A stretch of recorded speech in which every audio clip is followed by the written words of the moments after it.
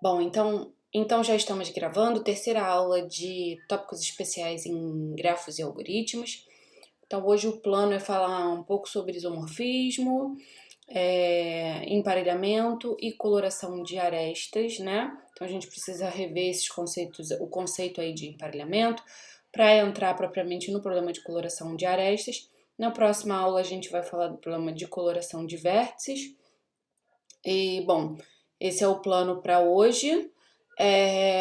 Eu vou compartilhar agora com vocês aqui os slides da aula de hoje para a gente começar. Então, aula 3.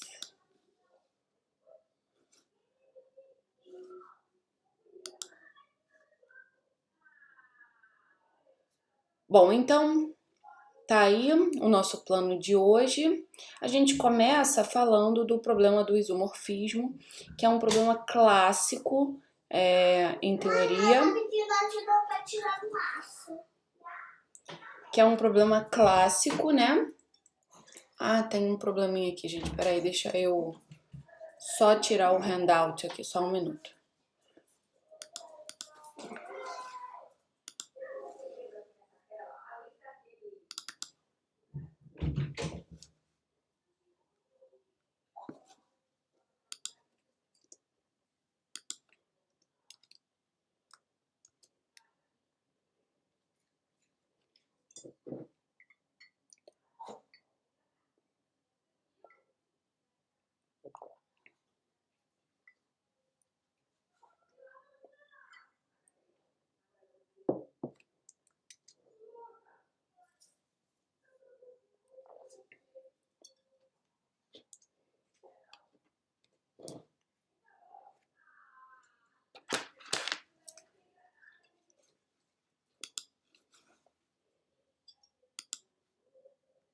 Beleza. Acho que agora tá tudo certo. Então, vamos lá. Então, a gente começa... vocês estão vendo aí direitinho, então, né? A gente começa falando do problema do isomorfismo, onde basicamente a gente tem dois grafos, né? E meio que a gente quer comparar essas representações. A gente quer saber se as representações, elas são representações de um mesmo grafo, né? Porque como a gente já falou lá na aula inicial, né, dos conceitos iniciais, a representação é uma coisa meio que subjetiva, né? Tô eu aqui falando igual uma maluca, sem ligar o microfone. Bom, então vamos lá. Ainda bem que eu percebi antes de falar tudo sobre isomorfismo. Então a gente começa com o problema do isomorfismo, que é um problema clássico, né, em grafos. E basicamente a gente lida com representações de grafos, né? A gente quer saber se, por exemplo, dadas duas representações, se elas são representações de um mesmo grafo, né? Então, por exemplo, a questão da representação, né, a gente falou lá na aula inicial, na primeira aula, que a representação de um grafo, né, ela pode ser, ela é uma coisa meio que subjetiva, né? Você representa o grafo da maneira que você quer, né? Naquele determinado momento. Então, muitas vezes é fácil da gente, a gente olha e a gente já vê, pô, esse grafo aqui é o mesmo desse daqui, só tá mexido, essa aresta podia estar para lá, essa aresta podia estar para cá, que por exemplo, o que está acontecendo aí nesses dois grafos, né? Concordam? Basicamente, eu virei esse grafo aí de cabeça para baixo e puxei essa ponta aqui, né, para cima, fazendo essa aresta DC, não, desculpa, a aresta DE, né, cruzar a aresta AC. Então, meio que eu só cheguei aqui, o D aqui para dentro do triângulo, né, e inverti, virei de cabeça para baixo o B. Então, a gente observa, né, que embora a gente tenha duas representações que a gente olha assim, são diferentes, inclusive numa tem cruzamento de arestas, né, que tá relacionado aí com o problema da planaridade, né, de um grafo ser planar ou não,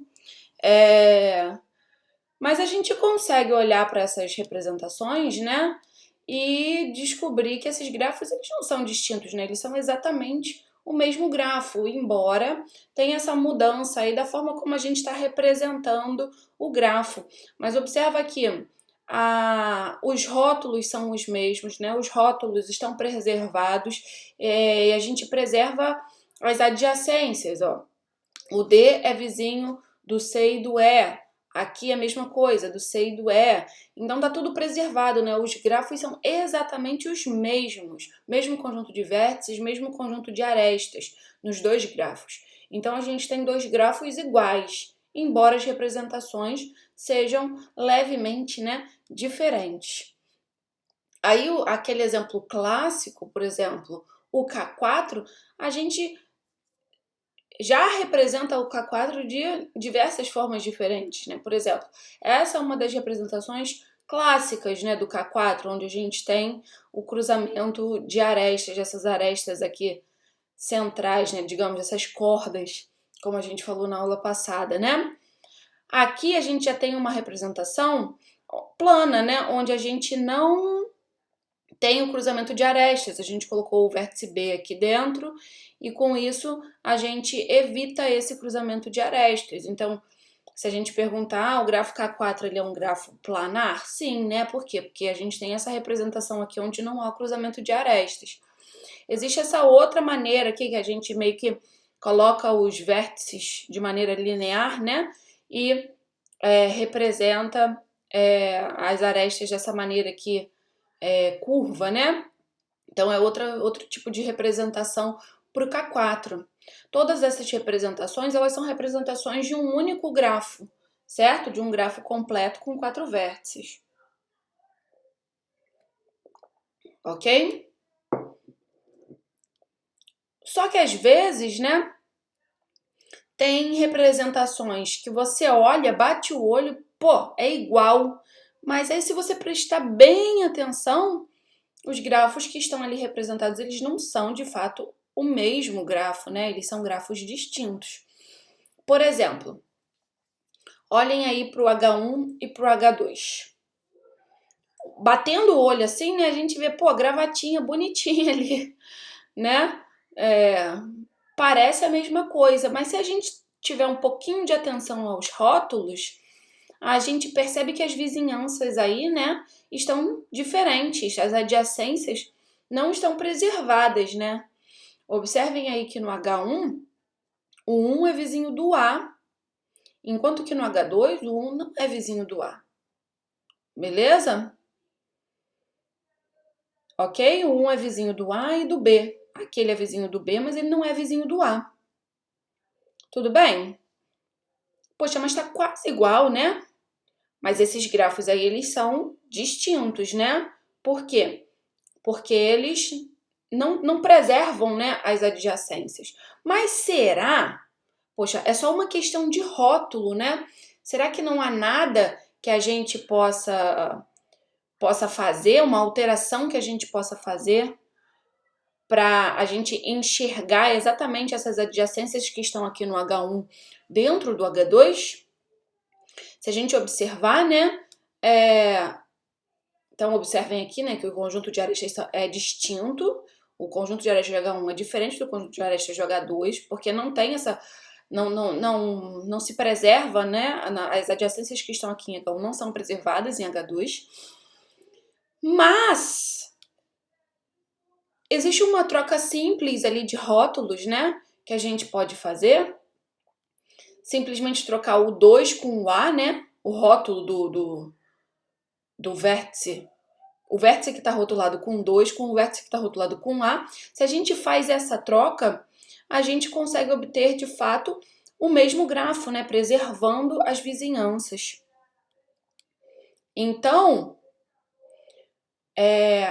existe uma maneira de levar esse grafo aqui H1 nesse grafo aqui H2 e vice-versa, né?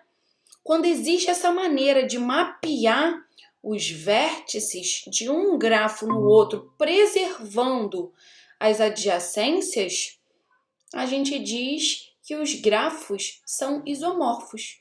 Eles não são o mesmo grafo, mas existe um jeito ali de eu trocar os rótulos, né? Eu consigo, ó, esse cara aqui vai nesse aqui mesmo, esse aqui vai nesse. Então, onde aqui eu tenho A, aqui eu tenho 2. Então, eu tenho uma função, né, que leva cada vértice daqui de H1 num vértice de H2, de modo que as arestas aqui, as adjacências, elas são preservadas. Então, se eu consigo essa função, eu digo que esses grafos, eles são isomorfos, tá bom? Bom, então, basicamente é isso, né? O nosso objetivo é fazer as representações coincidirem através dessa alteração aí dos rótulos, né? Que vértice vai em que vértice? Se eu conseguir levar os vértices um no outro, né, de um grafo para outro, preservando as adjacências, então eu posso dizer que essas representações, elas são representações de um mesmo grafo, ou seja, são isomorfas, ok? Então aqui, ó, beleza? Então beleza com essa introdução aí do problema do isomorfismo? Vocês lembravam do que se tratava o problema do isomorfismo?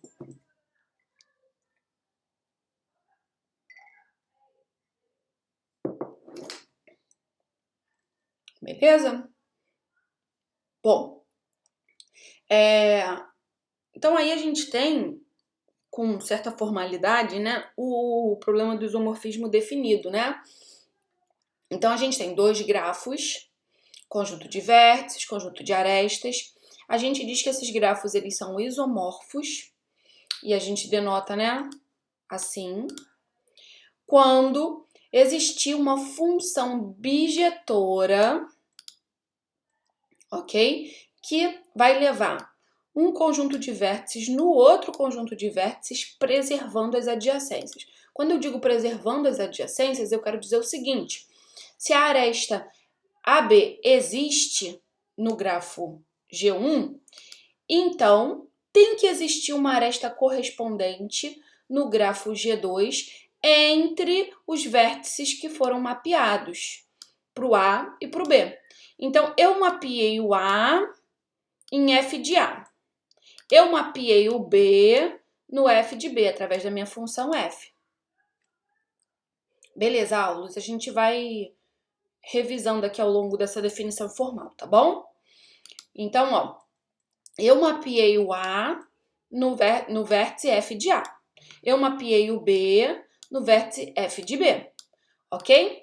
Se eu tenho essa aresta AB no grafo G1, eu tenho que ter a aresta F de A, F de B no grafo G2. E se eu tenho no grafo G2 essa aresta, eu também tenho que ter essa aresta AB no grafo G1. É um se e somente se. Belezinha? Então, eu tenho que preservar as adjacências. Eu não posso ter um vizinho em G1 e não ter um vizinho correspondente a esse cara que eu tenho em G1 no G2. Eu não posso ser mapeado num cara que não possa ter esse vizinho correspondente. Beleza? Então, toda vez que a gente vai provar que eu olhei e consegui enxergar, consigo ver a função que leva um grafo no outro, né?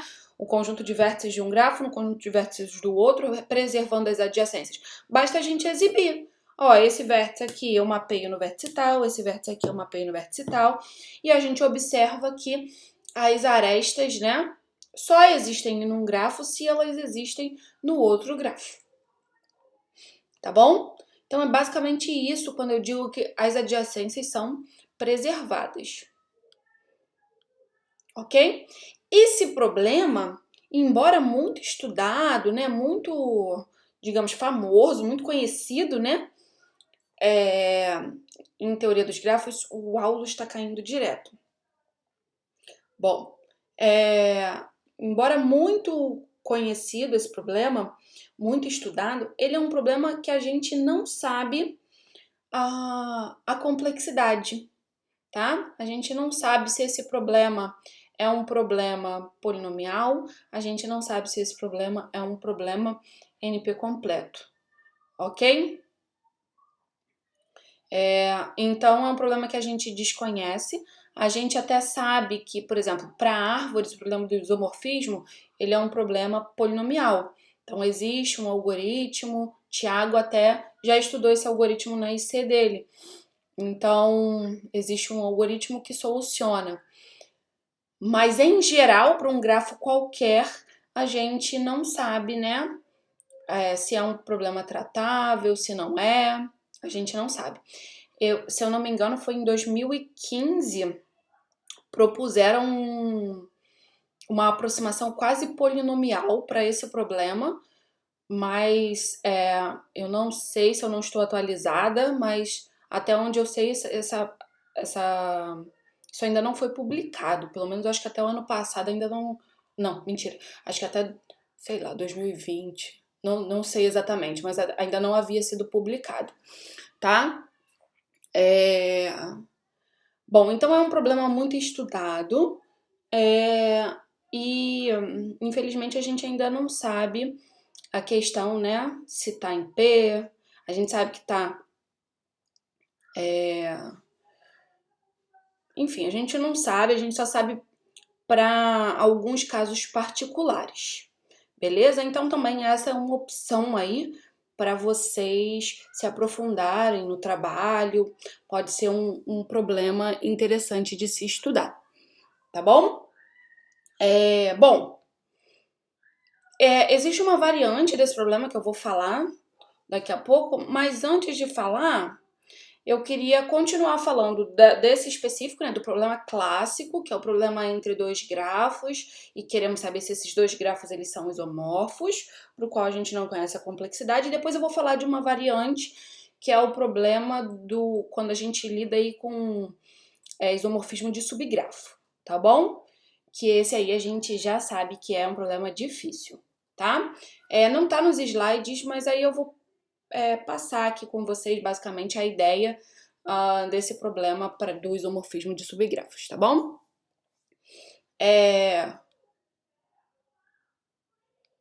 Bom, beleza. Então, embora a gente saiba, né, que esse problema é um problema em NP, a gente não sabe se ele é NP difícil, se não é, se é fácil, bom, belezinha. Então, mas só que, por exemplo, existem algumas condições que elas têm que ser satisfeitas para que o grafo seja, para que os grafos sejam isomorfos. Por exemplo, não dá para você me dá duas representações que não têm a mesma quantidade de vértices. Obviamente, eu não vou conseguir, né, mapear um vértice no outro se eu não tenho a mesma quantidade de vértices. Certo, Bruno? Então, para que um grafo seja isomorfo ao outro, né? Pelo menos a mesma quantidade de vértices eles têm que ter. Senão não dá, né? Se você olhar, um tem 5 vértices, o outro tem 4 vértices, você já pode afirmar, opa, não são isomorfos, não tem como mapear aí um conjunto de vértices no outro. É uma função bijetora, né? Então, a cardinalidade aí dos conjuntos de vértices, elas têm que ser iguais, né? Belezinha? É injetor e sobrejetor, né? Então, não tem jeito, tem que ser igual. O V1 tem que ser igual ao V2, a cardinalidade, certo? Então, é uma condição necessária, né? Toda condição necessária é boa para a gente responder o quê? Não, né? Se não satisfaz a condição necessária, eu já posso tacar logo um não, ó. É necessário ter a mesma quantidade de vértices. Esses dois grafos não têm a mesma quantidade de vértices, então, obviamente, eles não são isomorfos. Ok? Belezinha? Bom, da mesma forma, tem que ter a mesma quantidade de arestas, concorda? Se não tiver a mesma quantidade de arestas, pelo mesmo motivo, eu não vou conseguir fazer com que cada aresta de G1 seja uma aresta de G2 e vice-versa. Belezinha? Então, tem que ter a mesma quantidade de arestas. Se não tiver a mesma quantidade de arestas, vai faltar aí aresta, né? Vai faltar aí vizinhança. A gente não vai conseguir preservar as vizinhanças.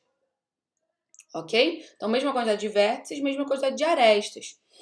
Esse fato aí da quantidade de arestas nos leva a pensar que a gente precisa, né, manter os graus dos vértices, concorda? Eu não posso ter num grafo um vértice, né? Ô, Paulo, bem-vindo de volta. Então aqui, ó, a gente está falando de condições que são necessárias para que dois grafos sejam isomorfos. Condição necessária, né? É sempre boa para a gente responder não, né? Porque se não satisfaz uma condição necessária, a gente já pode dizer, opa, não rola, o isomorfismo não vai rolar. Então a primeira condição aí que é necessária é que os grafos tenham a mesma quantidade de vértices. Se os grafos não tiverem a mesma quantidade de vértices, você concorda que eu não vou conseguir mapear um conjunto de vértices no outro? Se eu tenho 4 vértices num grafo e 5 vértices no outro, onde é que eu vou mapear o quinto vértice? Eu não tenho possibilidade, né? A gente está querendo apresentar, né, uma função bijetiva, uma função bijetora. Ou seja, a cardinalidade dos conjuntos, né, dos conjuntos de vértices, a nossa função bijetora, leva V1 em V2, né?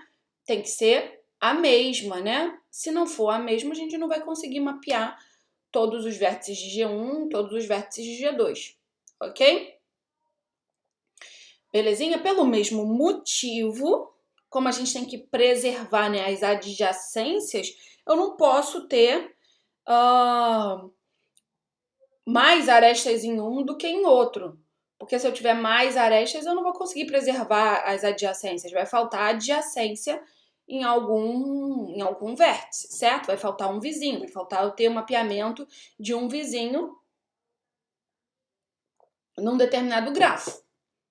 Então, eu não vou conseguir mapear também. E aí, pensando nessa coisa, né, de que a quantidade de arestas tem que ser igual, a gente pode chegar a outra conclusão, que a gente também precisa ter os mesmos graus de vértices. Porque, imagina, você tem um vértice num grafo que tem grau 3. Aí você olha no outro grafo, não tem ninguém que tenha grau 3. Ou seja, significa que eu tenho um vértice para mapear. Esse vértice ele tem 3 vizinhos, que a gente está num grafo simples, né? Ele tem 3 vizinhos, mas eu não tenho um vértice com 3 vizinhos no outro grafo, que eu quero provar que é isomorfo.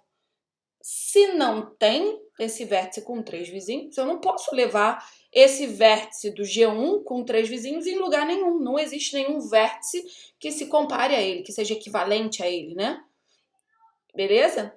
Então, a gente precisa ter mesma quantidade de vértices com um determinado grau nos dois grafos que a gente está buscando. Isso nos leva a pensar naquela sequência de graus dos vértices que a gente viu lá na primeira aula, né? Vocês concordam que essas sequências têm que ser iguais em dois grafos que são isomorfos? É necessário que essas sequências de graus de vértices sejam iguais?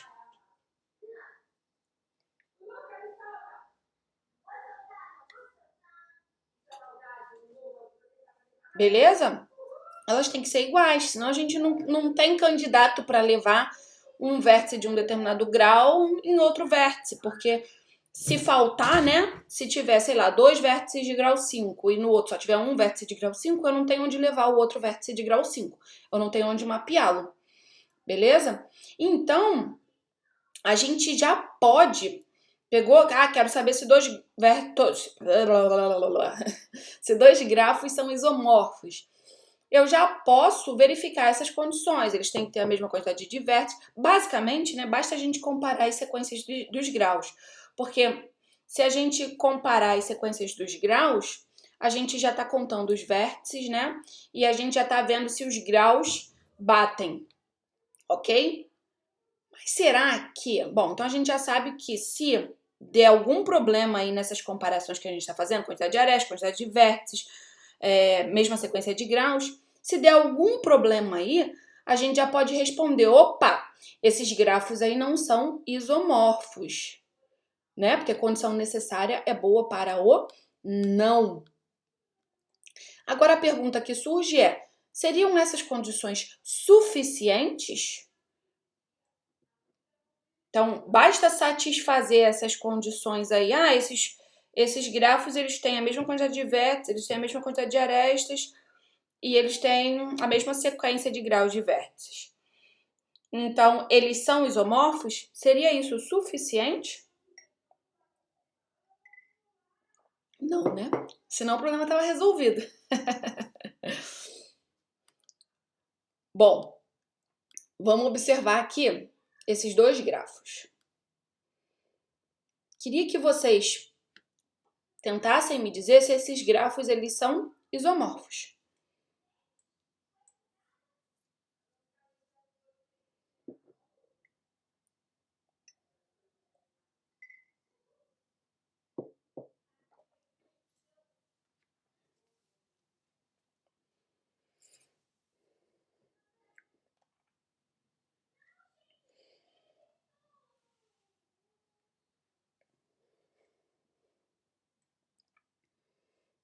São duas árvores, né?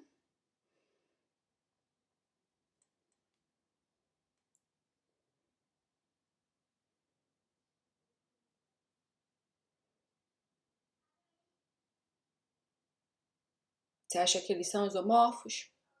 Vamos lá, são duas árvores. Vamos verificar essas condições que a gente... Beleza. Então, vamos lá. Vamos verificar essas condições que a gente acabou de falar, né? Esses dois grafos têm a mesma quantidade de vértices?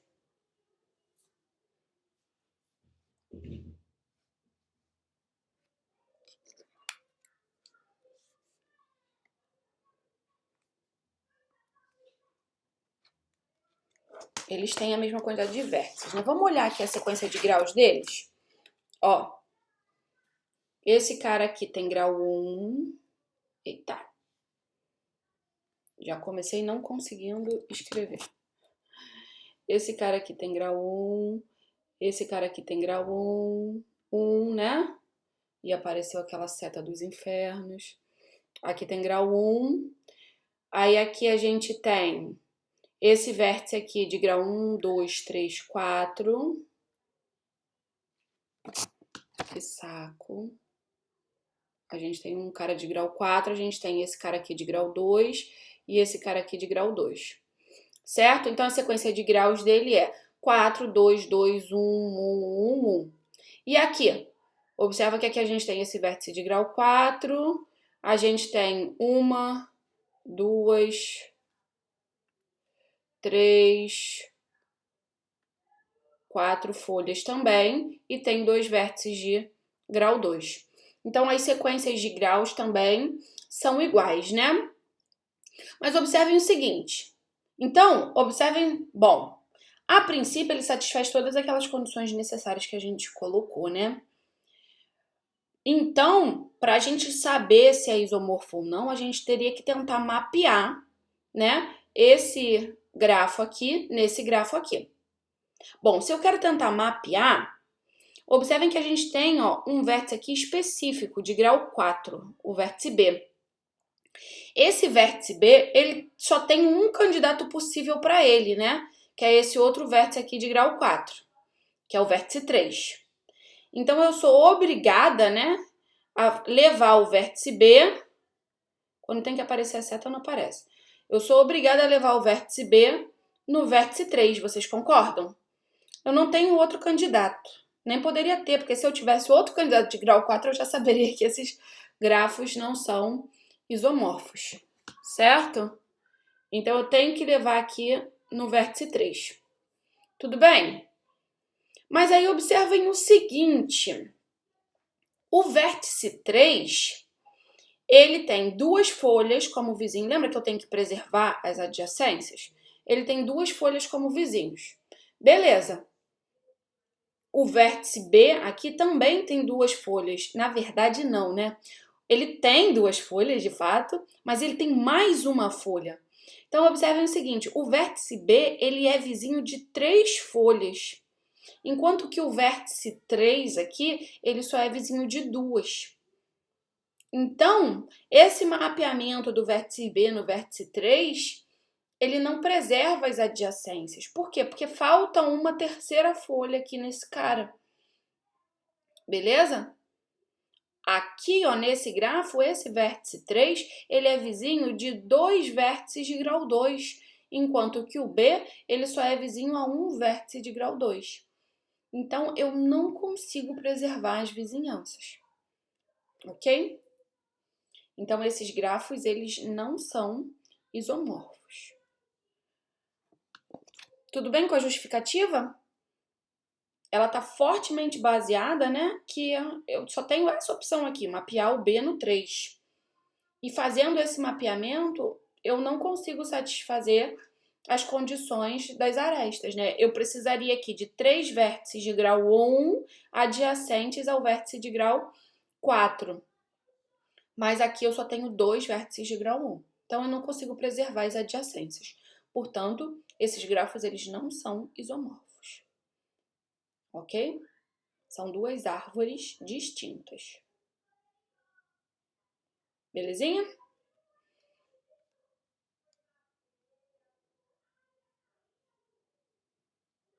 Então, eles não são isomorfos. Tarará. Vamos ver outro exemplo. Esse exemplo aí. Esses grafos, eles são isomorfos?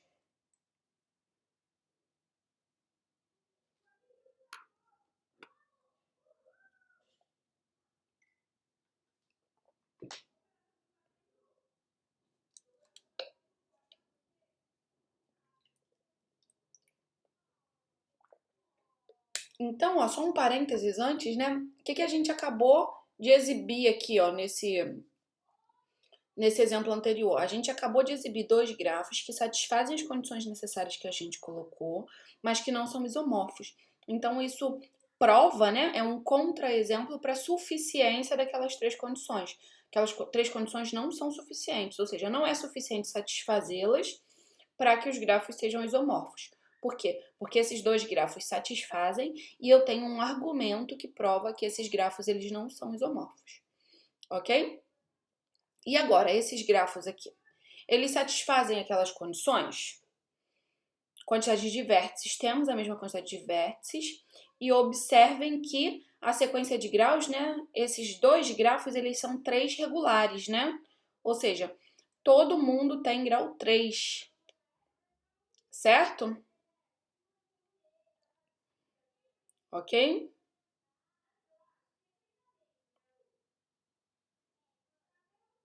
Então, a princípio, né, olhando só para os graus, eu poderia levar qualquer vértice daqui em qualquer vértice daqui, né? Porque todo mundo tem grau 3. Esse argumento que a gente usou aqui, só tenho esse vértice de grau 4, esse vértice aqui de grau 4, então eu sou obrigada a levar o B no 3. Aqui não rola isso, né? Porque todo mundo tem grau 3.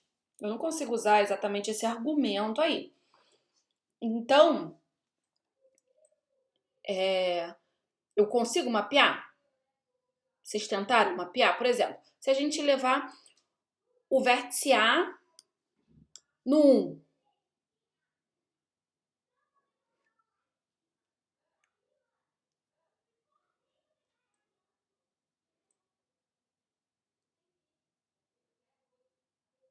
será que rola? Levando o vértice A no vértice 1? Ó, observe o seguinte. Aí eu poderia tentar aqui, ó, levar o vértice B no 2 e levar o vértice C no 3. Rola isso? Isso está funcionando?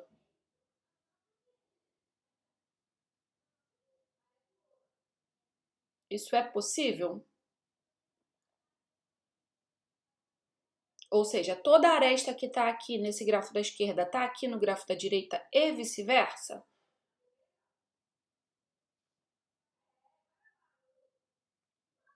Não, né? Ó, se eu levar o vértice B no 2 e o vértice C no 3, no G2 esses caras são adjacentes, enquanto que no G1 esses caras não são adjacentes. Então, eu não estou preservando as adjacências. Observem que aqui, né, o A ele é vizinho de 3 vértices, ó, do B, do C e do F. E esses vértices, eles não são adjacentes entre si. Então, eu teria que ser capaz de exibir aqui dois vértices adjacentes a um, na verdade, três, né? Que não sejam adjacentes entre si. Mas o 1, ele é adjacente ao 2, ao 3 e ao 6 somente. Mas observe que o 2 e o 3 são adjacentes. Certo? Então, eu tenho uma aresta aqui que eu não consigo contemplar. Eu não tenho uma aresta equivalente para ela, para manter as adjacências.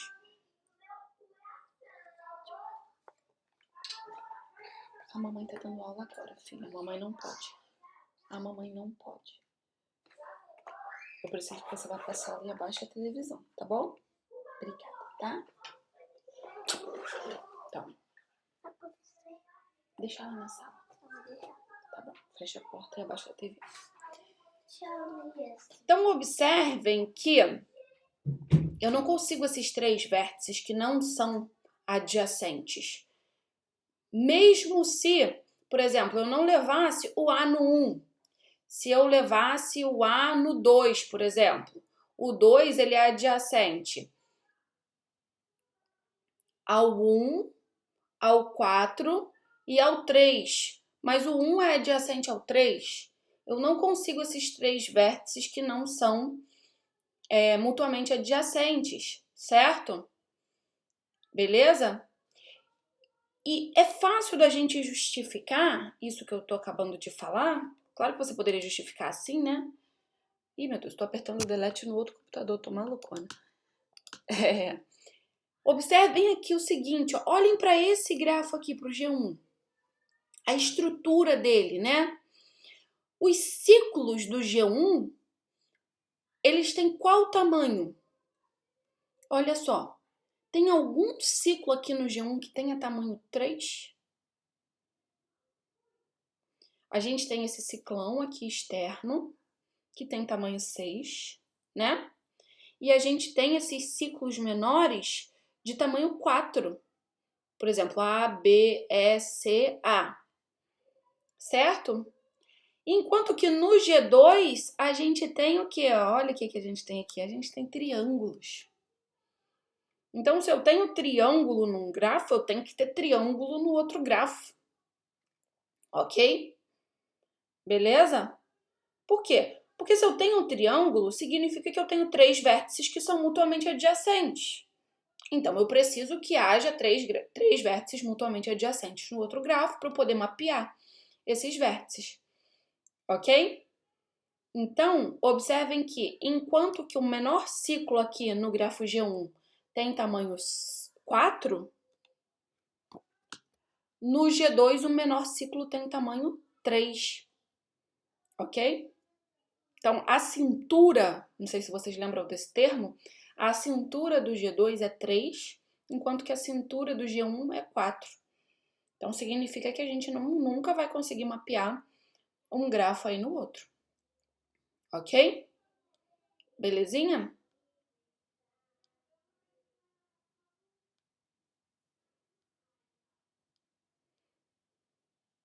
Bom, beleza. Então, como eu falei, né? Esse problema, embora a gente não saiba, a gente saiba que é um problema que está em NP, a gente tem um certificado, né?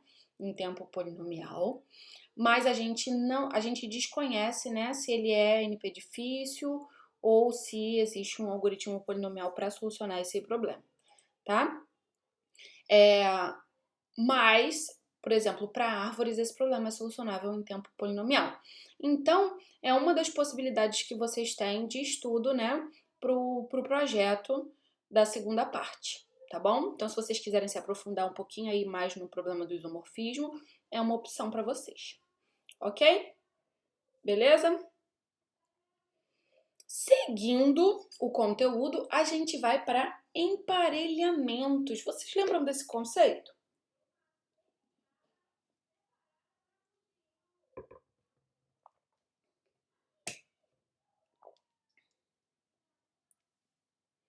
A Luz disse que não lembra, não sei se o Bruno lembra.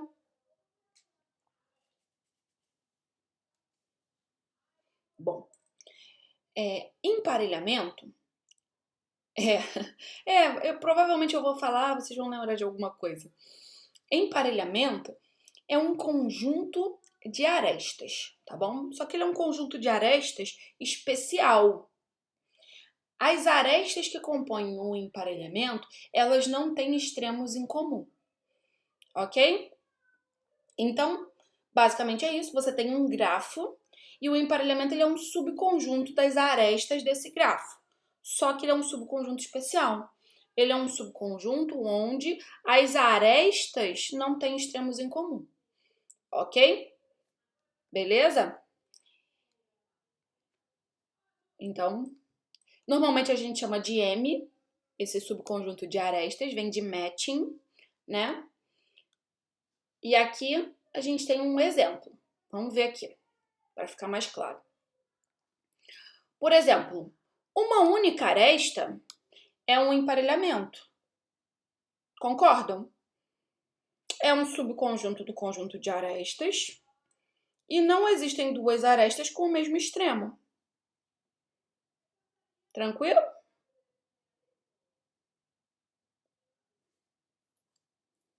Belezinha? Então, uma única aresta é sempre um emparelhamento. Então, fica bem claro, né? Que quando o assunto é emparelhamento, a nossa intenção nunca é minimizar um emparelhamento, certo? A nossa intenção é sempre maximizar. Porque minimizar, a gente já sabe, né? Um emparelhamento de menor tamanho com uma aresta. Ok? Liz, a mamãe está trabalhando. A mamãe não pode agora. Eu sei, amor, mas a mamãe não pode agora. Não, filha, agora a mamãe não pode. Eu não sei botar porque eu vou botar. Não sei. Bom, então, a gente nunca vai querer, né, minimizar um emparelhamento. A gente sempre busca maximizar um emparelhamento, ok? Porque uma única aresta é um emparelhamento. Então, não haveria o que responder aí nesse caso. Tudo bem? Então, vamos tentar criar. Existe um emparelhamento que contenha esse aí que eu marquei? Existe um emparelhamento que contenha ele que seja maior? Então, ou seja, vamos tentar incrementar esse emparelhamento. Vamos continuar satisfazendo o fato, né, a propriedade de não ter extremos em comum e tentar acrescentar arestas aí nesse conjunto. Será que é possível? O que vocês me dizem? Eu consigo acrescentar alguma outra aresta aí nesse conjunto?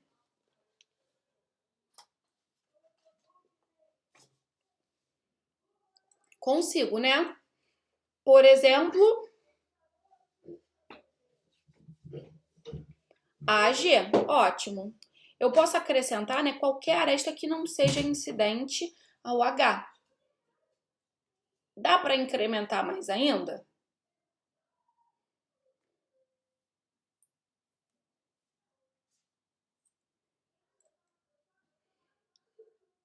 CD, ótimo. Beleza? Então a gente dá para melhorar? Dá para fazer maior?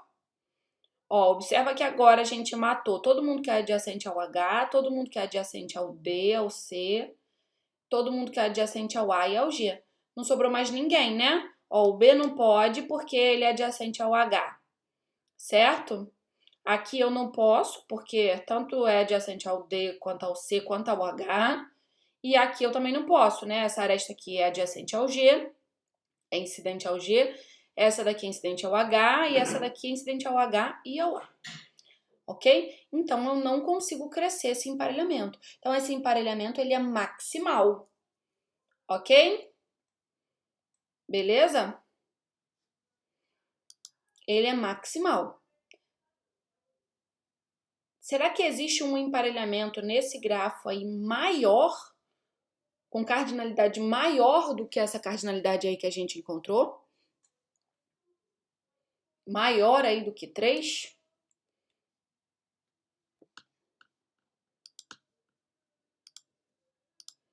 Por exemplo, se eu mudasse a minha estratégia e ao invés de começar por EH, eu começasse por FH. E aí? A gente consegue crescer, né? A gente poderia pegar, por exemplo, o DC, certo? E o AG. Dá para melhorar? Não dá para melhorar, né? Eu não posso pegar nem essa aresta, porque ambas são incidentes ao H. Também não posso pegar nem essa, nem essa, nem essa e nem essa aqui. Então, não dá para melhorar. Também é maximal. Bom, será que a gente consegue um argumento? A gente conseguiu um emparelhamento de tamanho 3, né? Será que a gente consegue um argumento para dizer que esse emparelhamento aí é o maior emparelhamento que a gente consegue? Bom, esse grafo aí, ele tem quantos vértices? 1, 2, 3, 4, 5, 6, 7, 8 vértices, né?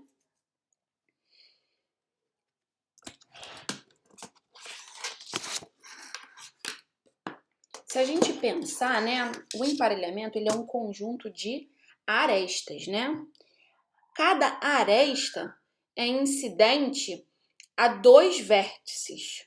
Vocês conseguem pensar, então, qual é a quantidade máxima num grafo que eu poderia ter para um emparelhamento? Qual o maior número de arestas? Ou seja, qual seria, no mundo dos emparelhamentos, qual seria o maior emparelhamento possível? Pensando aí na quantidade de N vértices num grafo. Vocês conseguem pensar? Metade, perfeito, né? Cada aresta é incidente a 2 vértices, então o máximo que eu vou conseguir é um emparelhamento de cardinalidade metade do número de vértices, certo? Então aqui nesse caso, o máximo, eu tenho 8 vértices, o máximo de arestas que poderia ter um emparelhamento aqui seria 4, ok? Esse tipo de emparelhamento, quando a gente satura todos os vértices, ou seja, quando a gente tem cardinalidade n sobre 2, ele é chamado de emparelhamento perfeito, tá bom? Quando a gente bate aí nesse teto de n sobre 2, ele é chamado de emparelhamento perfeito. Ou seja, ele satura todos os vértices, né? Quando a gente tem uma aresta no emparelhamento, a gente fala que essa aresta satura os 2 extremos dela, tá? Então, por exemplo, no emparelhamento que a gente construiu, esse aqui, por exemplo, de 3 arestas, né? A gente está saturando o vértice E, o vértice H, o vértice D, o vértice C, o vértice G e o vértice A, ok? A gente não está saturando, por exemplo, o vértice B, a gente não está saturando o vértice F. Tranquilo?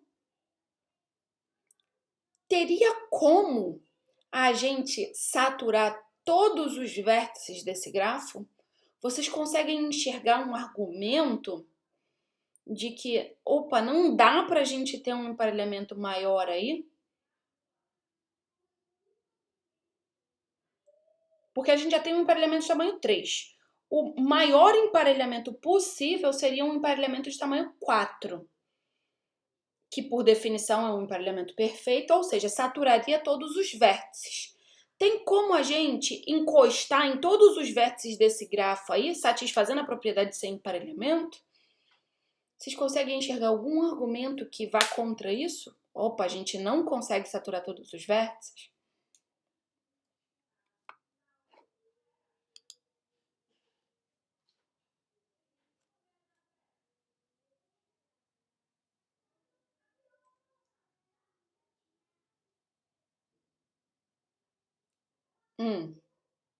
Mais específico, Aulas. Mas é por aí mesmo.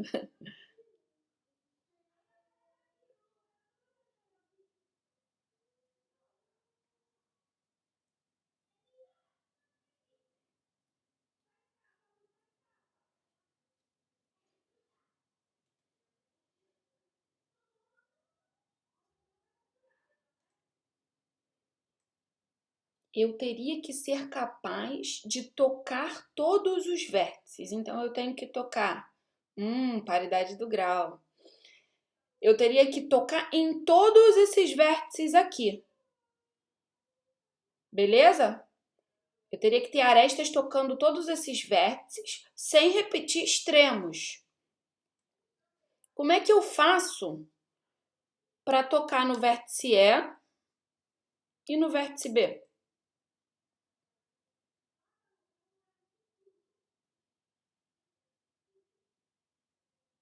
Tem como eu saturar esses dois caras e ter um emparelhamento?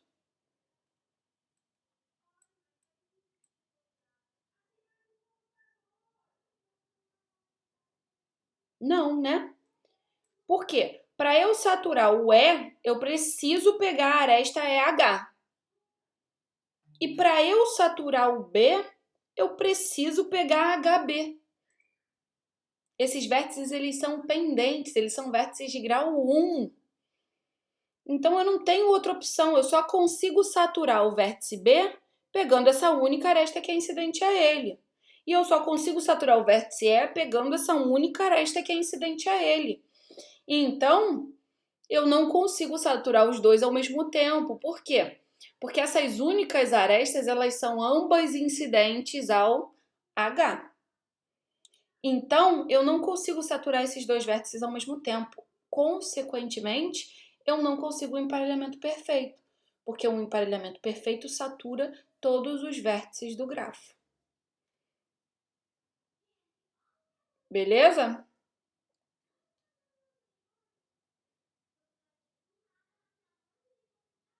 Ok? Então, sempre que vocês virem, estou procurando um emparelhamento perfeito, tem que saturar todo mundo. Sempre que vocês virem vértices de grau 1, vocês já sabem a aresta que vocês têm que pegar.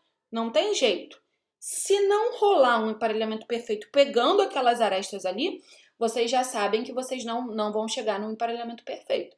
O emparelhamento máximo vai ser pelo menos uma unidade menor do que o emparelhamento perfeito. Ok? E aí, nesse caso, como a gente já tinha conseguido um emparelhamento de cardinalidade 3, o maior possível seria 4, então a gente sabe que a gente já chegou no melhor possível. Ok? Belezinha?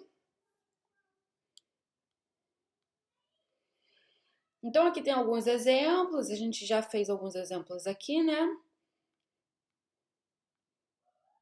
Tranquilo? Então, aqui alguns conceitos que a gente já falou. Um emparelhamento, ele é maximal, como eu falei, não faz sentido minimizar um emparelhamento, porque uma única aresta já é um emparelhamento, então só faz sentido maximizar. A gente diz que o emparelhamento, ele é maximal se eu não consigo ali adicionar nenhuma outra aresta e continuar sendo um emparelhamento, tá bom? Então, o emparelhamento maximal, ele nunca está contido propriamente, né, dentro de outro emparelhamento.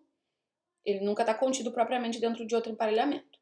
Porque se ele tiver contido dentro de outro emparelhamento, significa que eu consegui acrescentar, né, pelo menos mais uma aresta àquele conjunto que eu estava pensando ser maximal. Então, ele não era maximal.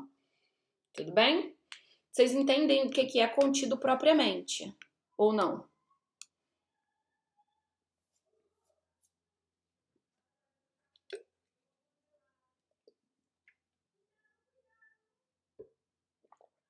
Contido propriamente, né? Então, imagina que eu tenho um emparelhamentão aqui e um emparelhamentinho aqui, um M'.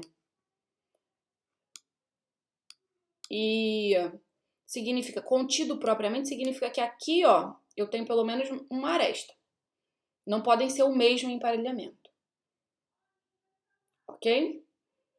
Então, eu tenho pelo menos uma aresta que está em M que não está em M'. Então, significa que esse M', obviamente, não é maximal. Eu consigo agregar ali arestas e ainda assim satisfazer a propriedade de ser um emparelhamento. Ok? Se tiver dúvida em maximal e máximo, tem vídeo lá no canal. Bom, seguindo, o emparelhamento máximo, como eu falei, máximo, né? Máximo e mínimo é uma propriedade do grafo, é cardinalidade. é global. Então, eu posso ter emparelhamentos maximais que não são máximos, mas todo emparelhamento máximo, ele é maximal, ok? Então, máximo e mínimo tem a ver com cardinalidade. A maior cardinalidade satisfazendo a propriedade e a menor cardinalidade satisfazendo a propriedade. O emparelhamento perfeito é o que tem cardinalidade n sobre 2, ou seja, ele consegue saturar todos os vértices. Sei que essa palavra saturar ainda não apareceu, mas eu já tentei dar uma introduzida aí, né? Saturar são os vértices que são extremos das arestas que estão no emparelhamento. Então, a gente diz que essas arestas saturam esses vértices, ok? Então, aqui, ó, vai aparecer de novo o mesmo exemplo que a gente viu, né? Alguns exemplos de emparelhamentos ali maximais. E a gente sabe que os de cardinalidade 3, eles são máximos, ok? A gente nem colocou, ó, mas, por exemplo, esse emparelhamento aqui, né, como tá ali, ó, CH e FG, ele é maximal, a gente não consegue pegar mais nenhuma aresta. E ele tem cardinalidade 2, então ele é maximal, mas ele não é máximo, ok? Beleza? Tiago entrando. Então, a gente tem aí esses exemplos de a justificativa aí que de fato esses emparelhamentos de cardinalidade 3 são máximos, né? Eles não existe emparelhamento perfeito aí nesse grafo, justamente pelaquela justificativa, né? Que a gente conversou. Ok? Então, Tiago, a gente está falando aqui um pouquinho de emparelhamento. Primeira parte da aula a gente falou do problema do isomorfismo. Acredito que você conheça bem. Inclusive, você trabalhou com isomorfismo em árvores, né? Que é um problema que a gente tem algoritmo em tempo polinomial, né? Mas, em geral, o problema do isomorfismo a gente não sabe, né? A complexidade. Se é um problema tratável ou não, tá? Então, a gente não sabe se ele é NP difícil, se não é. Acabou que eu não falei do isomorfismo de subgrafos. Tá bom. Então, eu vou terminar aqui de falar de emparelhamentos. E aí vou voltar nessa questão do isomorfismo de subgrafos, tá bom? É só para mostrar para vocês uma variante, né, do problema do isomorfismo, que a gente sabe que é NP difícil, tá? Ok? Então, vamos lá. Então, agora a gente está falando de emparelhamentos, que é um conceito muito importante para o problema da coloração, tá? Coloração de arestas. Então, por isso que a gente está entrando nessa questão aí do emparelhamento. Então, emparelhamento é um conjunto de arestas que não compartilham extremos, tá? Então, a gente diz, né? Então, tenho lá o meu subconjunto de arestas, que é um emparelhamento, e a gente diz que os extremos de uma aresta do emparelhamento, eles estão saturados pelo emparelhamento, eles estão emparelhados. Então, a gente dá um nome em geral para o emparelhamento, que normalmente é M, melinha, alguma coisa assim, que vem de matching, né? E a gente diz que os extremos estão emparelhados, são saturados, né? Os vértices são saturados. Caso não exista aresta do emparelhamento tocando o vértice, a gente diz que ele é insaturado ou não saturado, ok? Então, o nosso problema-alvo, como eu já falei, né, não faz o menor sentido a gente minimizar o problema do emparelhamento, porque uma aresta é um emparelhamento. Então, o nosso objetivo é maximizar, né? Então, pensando no problema de otimização, a gente quer encontrar um emparelhamento máximo. E a ferramenta que a gente vai utilizar, as ferramentas, né, são dois conceitos, o conceito de caminho alternante e o conceito de caminho aumentante. Esses dois conceitos, eles andam aí de mãos dadas, né? Na verdade, todo caminho aumentante é um caminho alternante, ok? Só que satisfaz uma propriedade aí a mais o caminho aumentante, tá? Então, voltando àquele exemplo, ó, se eu pegar esse emparelhamento aí verdinho, E eu vou tentar aqui, ó, eu vou exibir para vocês, na verdade, um outro conjunto de arestas que alterna com as arestas verdinhas. Então, observem aqui esse conjunto, né, que está em rosa goiaba. Observa que ele alterna, ó. A gente tem uma aresta rosa goiaba, uma aresta verde. Goiaba, verde, goiaba. Então, a gente tem o que a gente chama de caminho alternante. O nome já diz, né? A gente tem um emparelhamento original e a gente consegue alternar as arestas que estão no emparelhamento e que não estão no emparelhamento, ó. Não está, está. Não está, está. Não está. Tudo bem? Então, isso é um caminho alternante. M alternante, né? Se o verdinho é o emparelhamento M... Opa, saiu ótimo. Se o verdinho é o emparelhamento M, então esse caminho aí, goiaba, é um caminho M alternante. Tudo bem? Observem o seguinte.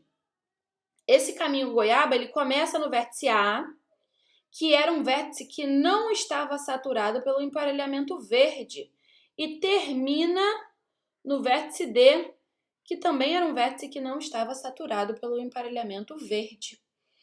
Ok?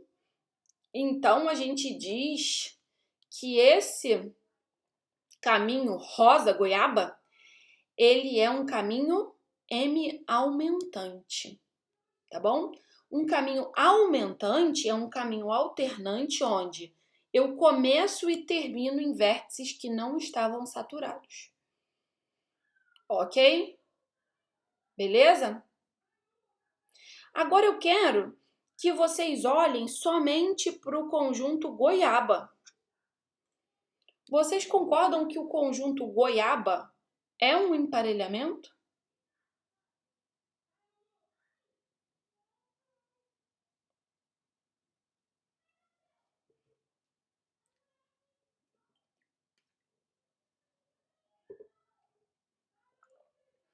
Bom, observem que a gente tem 3 arestas no conjunto goiaba, né? GA, FH e CD. Elas não compartilham extremos, então isso é sim um emparelhamento. E qual é a cardinalidade desse emparelhamento?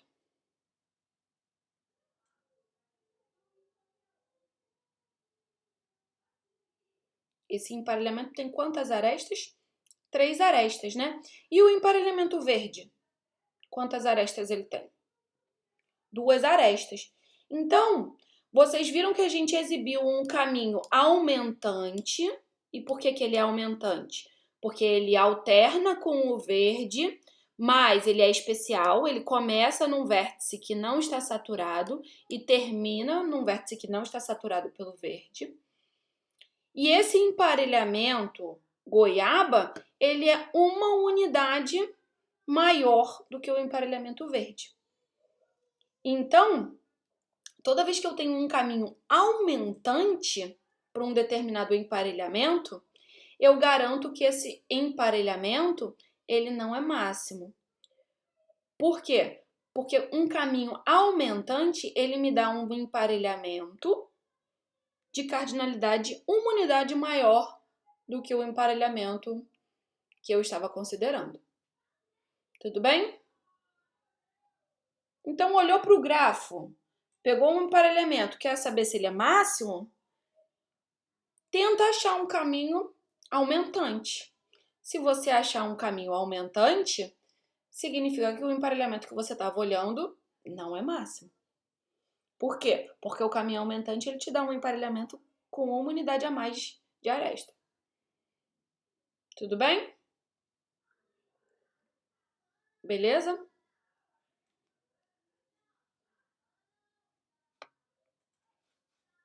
Show. Bom, então a gente viu, achei um caminho aumentante.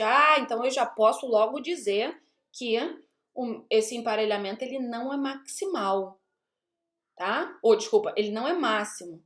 Então, o que acontece? Se eu tenho um caminho aumentante, então meu emparelhamento não é máximo. Agora, será que a volta vale? Ou seja, será que isso é uma condição necessária é and suficiente?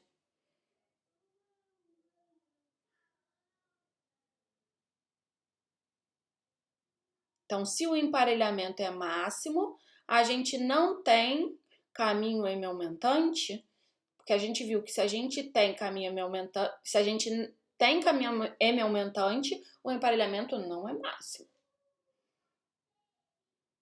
Então, será que a volta vale? Bom, eu nem sei se é isso que vai aparecer aqui agora. Ah, aqui vai aparecer uma forma também da gente verificar, né? Essa questão do emparelhamento maximal. Mas eu já tô me adiantando para o teorema que vai aparecer. Que é... Tá lá no finalzão. Só o pai. Isso aqui é tudo que a gente precisa para o teorema, tá? Que é o teorema de Berge, que diz pra gente que a gente tem um emparelhamento máximo se e somente se não existe o bendito do caminho M aumentante, tá bom? Então, sim, a gente tem uma condição suficiente e necessária para saber se o emparelhamento é máximo. Só que para provar esse teorema de Berge, a gente precisa de um pouquinho de bagagem, tá? Essa prova do teorema de Berge, ela tá lá no canal. A gente não vai fazer aqui, tá bom? Então, dê uma olhada lá, tá muito bonitinho essa demonstração, tá? Então, só dando aqui um pouquinho mais de intuição para vocês. Seguinte, se a gente considerar aqui, ó, por exemplo, esse emparelhamento M4, né? CH, cadê? CH, CH e FG, o emparelhamento verdinho.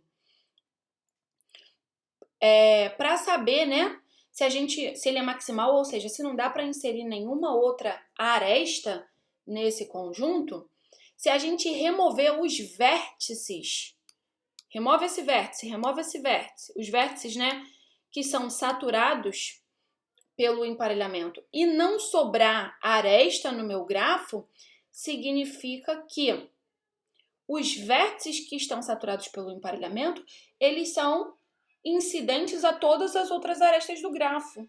Então, significa que eu não consigo acrescentar nenhuma outra aresta aí no meu emparelhamento, concordam?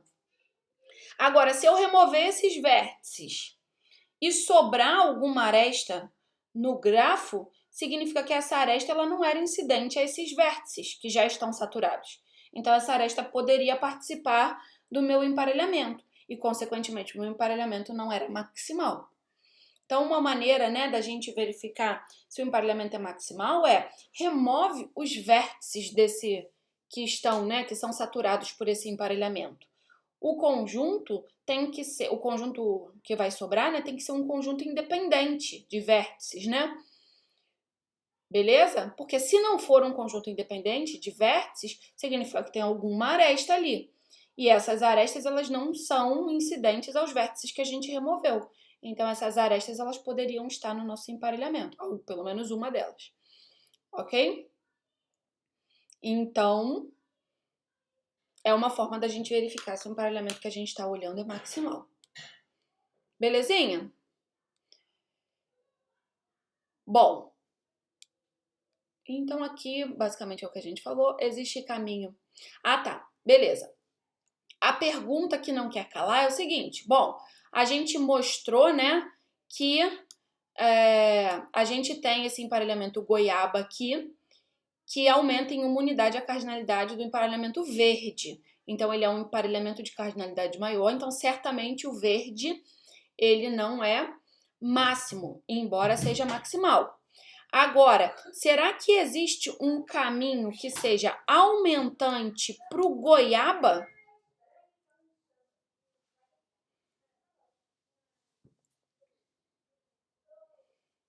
Agora, considerando somente as arestas goiabas, será que existe um emparelhamento aumentante? Ou seja, será que eu consigo um caminho aumentante para o goiaba?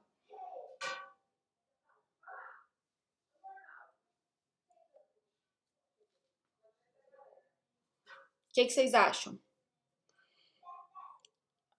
Bom, se eu conseguisse um caminho aumentante para o goiaba, um caminho goiaba aumentante, digamos assim, vocês concordam que eu teria um emparelhamento uma unidade maior? eu teria um emparelhamento de cardinalidade de 4 para esse grafo, ou seja, um emparelhamento perfeito. E a gente viu, né, que não rola, né? A gente não tem emparelhamento perfeito aí nesse grafo, porque eu não consigo saturar o vértice E e o vértice B ao mesmo tempo, tendo um emparelhamento, né? Porque esses dois vértices, eles têm grau 1 e eles são incidentes ao mesmo vértice. São adjacentes ao mesmo vértice, ok? Então, por essa justificativa, eu já não poderia conseguir um caminho goiaba aumentante. Mas dá pra gente justificar isso também pelo fato de que um caminho aumentante, por definição, ele tem que começar num vértice não goiaba saturado, goiaba insaturado, né? E terminar num vértice goiaba insaturado. E quais são os vértices que não são saturados aí pelo emparelhamento goiaba?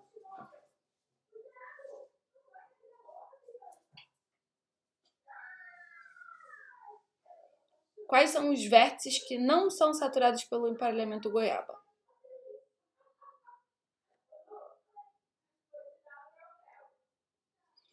O B e o E, né? Vocês concordam? Então, a gente teria que começar num desses dois caras, né? Então, imagina, comecei aqui no E.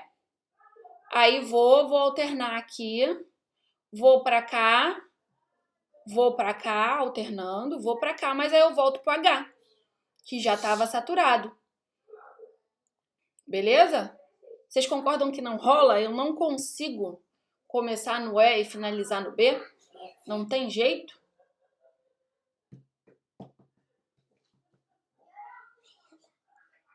Beleza?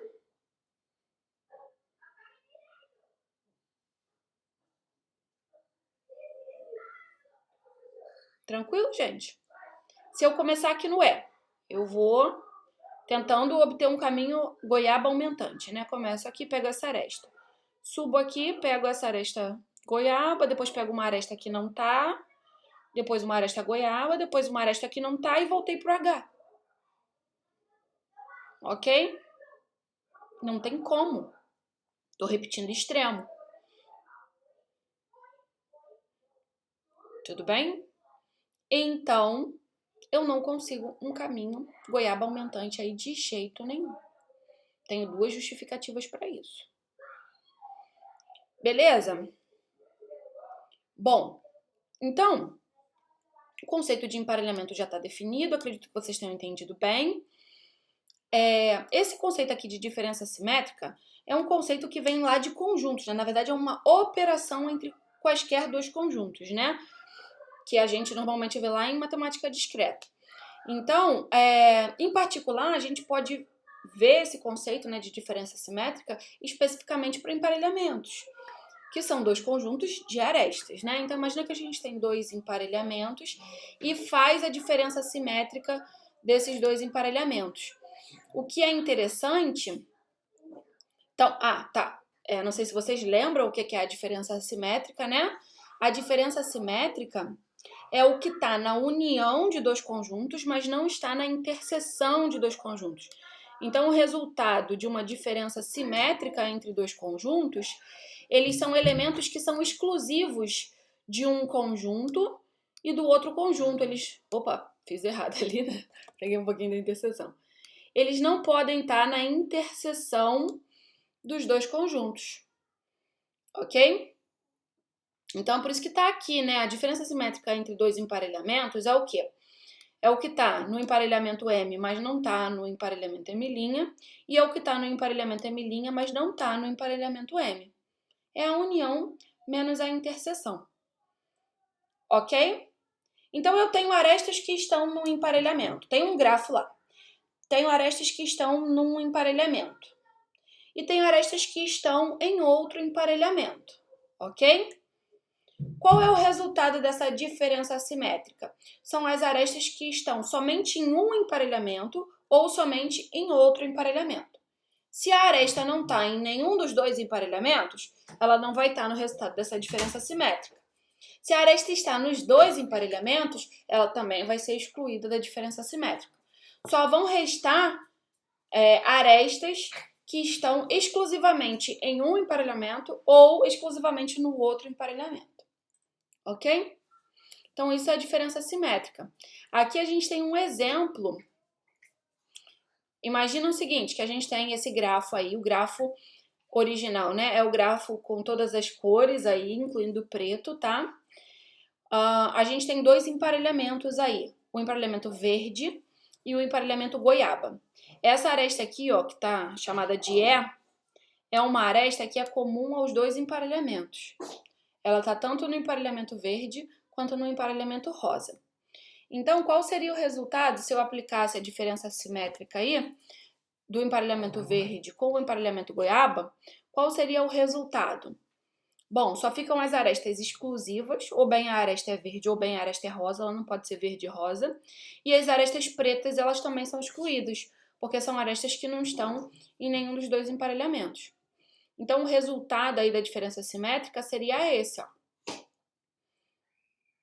E aí a gente observa que esse resultado ou bem é um ciclo, ou bem é um caminho.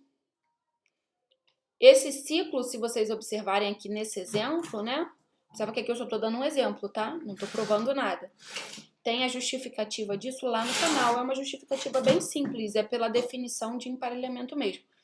Mas observem o seguinte, que esse ciclo é par e ele sempre será par. Por quê? Porque ele tem que alternar as cores. Se o ciclo é ímpar, né, a gente não consegue alternar as cores, tá? E o caminho é sempre alternante também. Isso vem da definição de emparelhamento. Se o caminho não for alternante, né, e se o ciclo não alternar as cores aqui, a gente vai ter que... a gente vai ferir a definição de emparelhamento. A gente vai ter duas arestas de mesma coincidentes ao mesmo vértice. Por isso é que tem que alternar. Tá bom? Então, deem uma passadinha lá no canal, assistam essa justificativa e assistam a demonstração do Teorema de Berge. Isso aparece aqui justamente porque a gente usa fortemente esse argumento aí, né? Que a diferença simétrica de dois emparelhamentos ou bem dá um ciclo par ou bem dá um caminho alternante. E a gente usa isso aí fortemente no Teorema de Berge. Tá bom? Então, o Teorema de Berge, ele dá pra gente uma condição suficiente e necessária pra gente afirmar que o emparelhamento ele é máximo, ou não, né? Então, a gente olhou lá e viu um caminho M aumentante, então eu já posso dizer que o emparelhamento não era máximo. Tá? Da mesma forma, eu não encontrei um caminho M aumentante, então eu posso dizer que o meu emparelhamento é máximo. Belezinha? Tá? A gente faz as duas direções pela contrapositiva. Tá tudo explicadinho lá no canal, então dá uma passadinha lá para vocês assistirem essa demonstração. Tá bom? Aí tem um exercício aqui. Uma árvore admite no máximo um emparelhamento perfeito. Ou seja, peguei um grafo que é uma árvore. Se esse grafo tiver um emparelhamento perfeito, se essa árvore tiver um emparelhamento perfeito, é no máximo um. Não dá para ter dois emparelhamentos perfeitos na mesma árvore. Essa demonstração vocês podem fazer utilizando a questão aí da diferença simétrica. Supõe que existam dois emparelhamentos e tira a diferença simétrica aí desses emparelhamentos. Vocês vão chegar num absurdo, tá bom? Uma coisinha que eu queria falar com vocês. Emparelhamento perfeito tem cardinalidade n sobre 2, certo? A cardinalidade de um emparelhamento é sempre a quantidade de arestas que temos nesse emparelhamento. Então, é um número inteiro, vocês concordam? Beleza? Então, a cardinalidade de um emparelhamento é sempre um número inteiro. O emparelhamento perfeito tem cardinalidade de n sobre 2. Dá para ter emparelhamento perfeito quando eu tenho um número ímpar de vértices?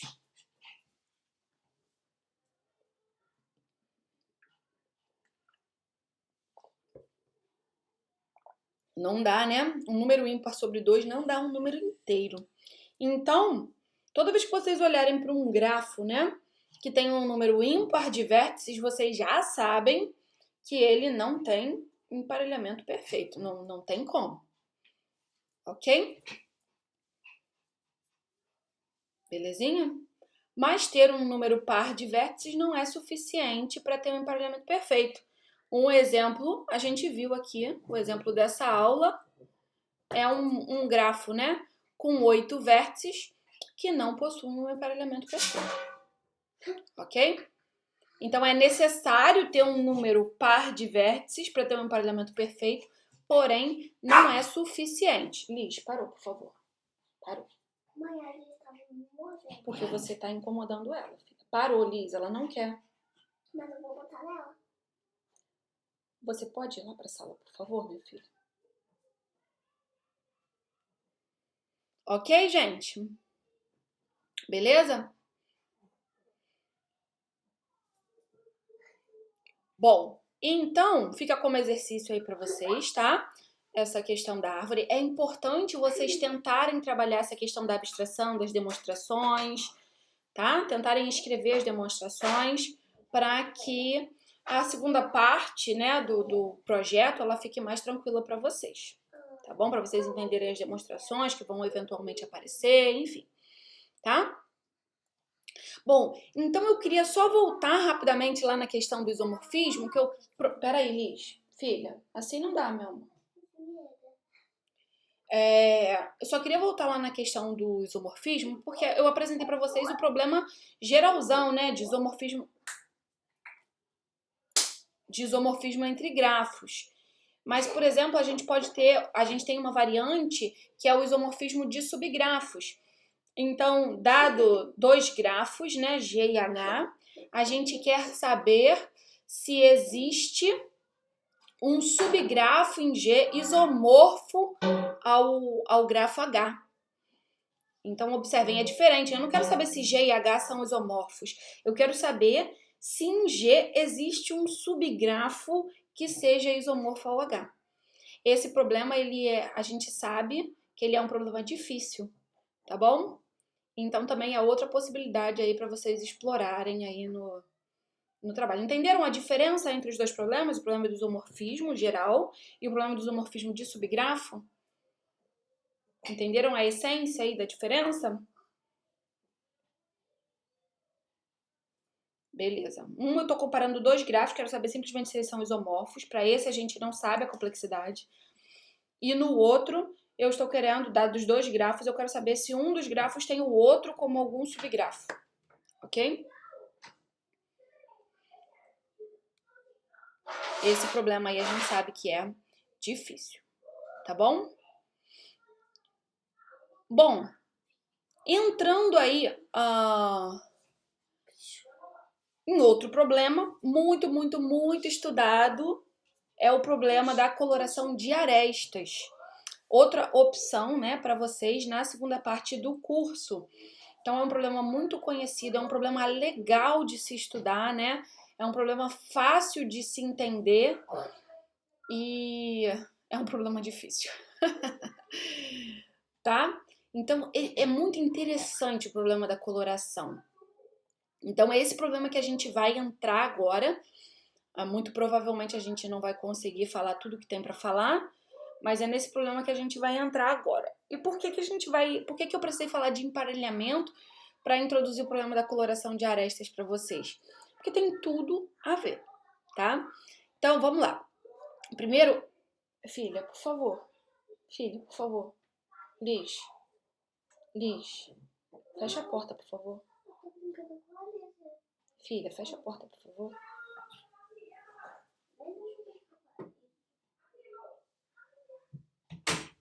Então, o problema da coloração, de maneira geral, tá? A gente pode colorir arestas, a gente pode colorir vértices, a gente pode colorir os dois. Existem muitas variantes do problema da coloração, tá? Então, agora a gente vai ver o problema da coloração de arestas. Mas o problema da coloração em geral, basicamente, a gente quer obter uma coloração própria. Uma coloração própria é quando elementos que são adjacentes possuem cores distintas, tá bom? Então, por exemplo, aí no caso a gente está focando na coloração de arestas. Os elementos que eu estou colorindo são as arestas do meu grafo. Então, eu quero uma atribuição de cores para as arestas do grafo, de modo que arestas que sejam adjacentes possuam cores diferentes, tá bom?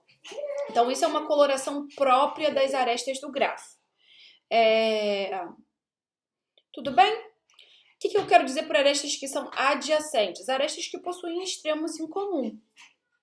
Ok? Então, se duas arestas possuem o mesmo vértice, elas precisam ter cores distintas na minha coloração própria. Tudo bem?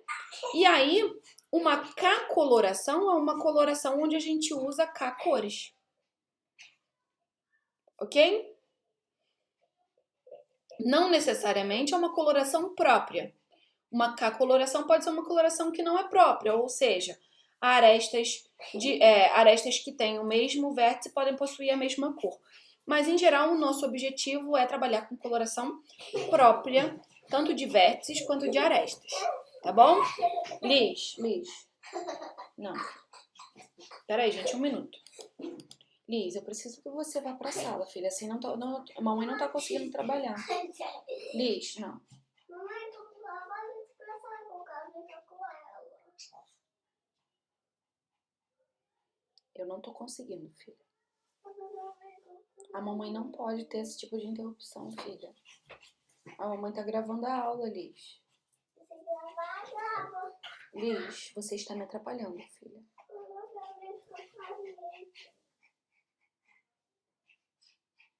Você pode ir pra sala ver seu desenho, Liz, por favor?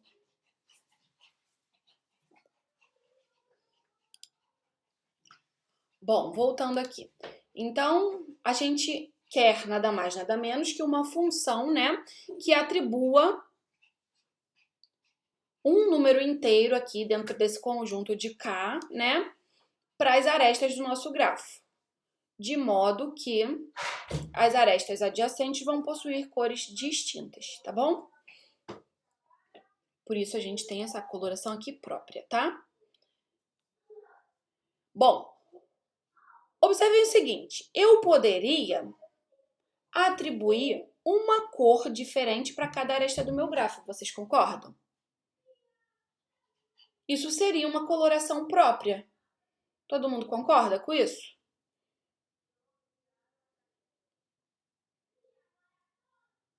Certo?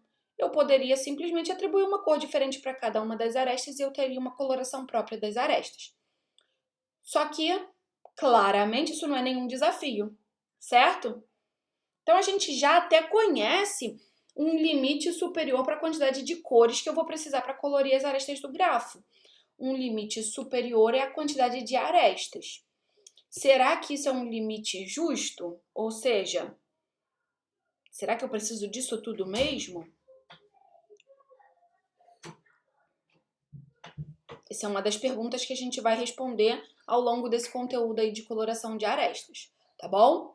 Beleza? Então, um limite superior à quantidade de arestas, mas isso não traria nenhuma dificuldade para o problema da coloração de arestas, concordam? É muito simples, né? Quantas cores eu preciso para colorir essas arestas? M cores. Não seria nenhum desafio. Então, obviamente, o nosso objetivo não é maximizar a quantidade de cores que a gente vai utilizar. O nosso objetivo é minimizar. Eu quero obter uma coloração própria das arestas, utilizando o menor número de cores possível. Ok? Tranquilo? E esse menor número de cores possível é o que a gente chama de índice cromático.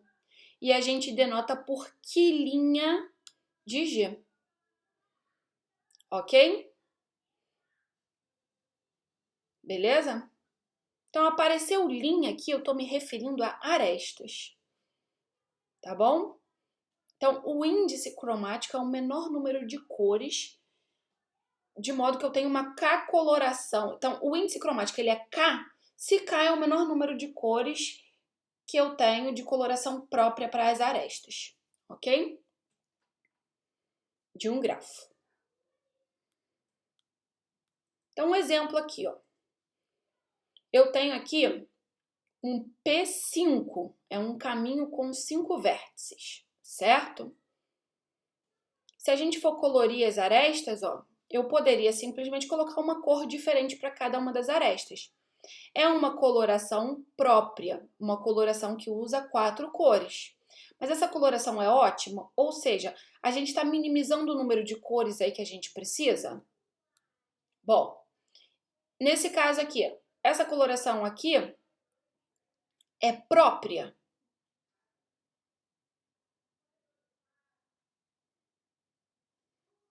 Isso aqui seria uma transcoloração, mas é uma coloração própria?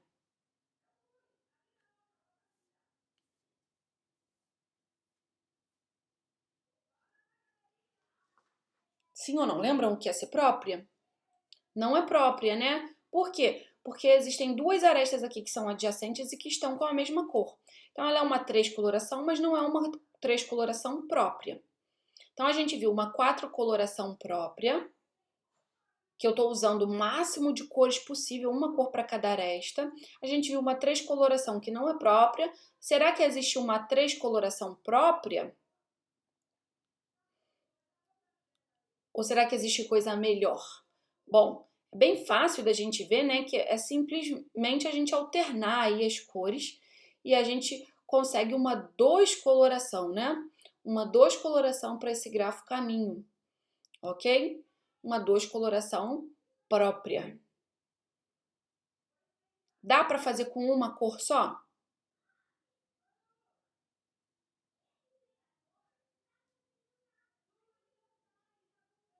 Dá para ter uma coloração própria?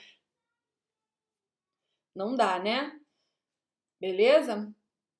Observe o seguinte, então a gente conseguiu colorir aqui as arestas com 2 cores, tá? Agora olhem aqui para esse exemplo. Esse conjunto azul, vocês reconhecem esse conjunto, algum conceito? A gente pode chamar esse conjunto de arestas aí de quê? Tanto o conjunto azul quanto o conjunto rosa. Ele é um emparelhamento. Vocês concordam que se a gente pegou um emparelhamento do meu grafo, eu posso colorir todas as arestas que estão no emparelhamento sempre com a mesma cor?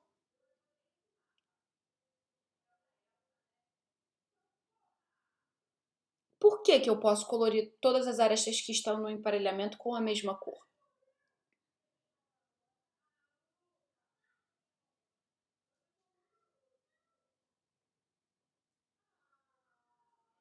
Perfeito.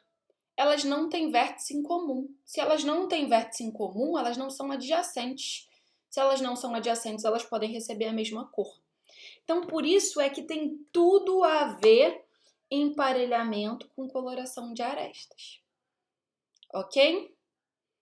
Então, significa, né, que eu consigo, se eu tenho uma descoloração, eu consigo aí 2 emparelhamentos, certo? Eu consigo pegar todas as arestas do meu grafo em 2 emparelhamentos e eu consigo colorir cada emparelhamento desses, né, com uma cor. Então, por isso eu só preciso de 2 cores aí para esse grafo.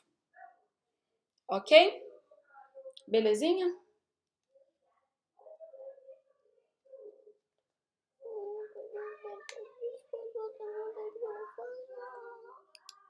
Um minuto, gente.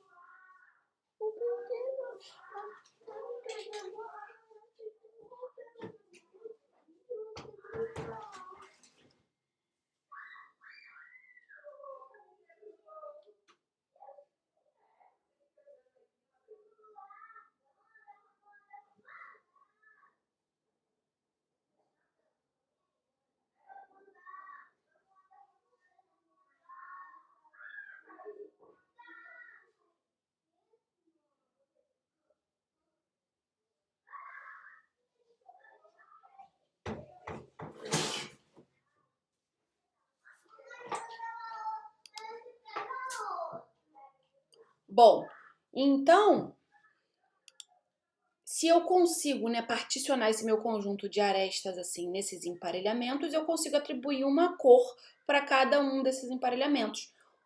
Beleza? Então, cada emparelhamento é uma classe de cor. Ok? Então, vamos olhar aqui para esse exemplo. Esse exemplo, ele tem deltão igual a 3. Observem o seguinte.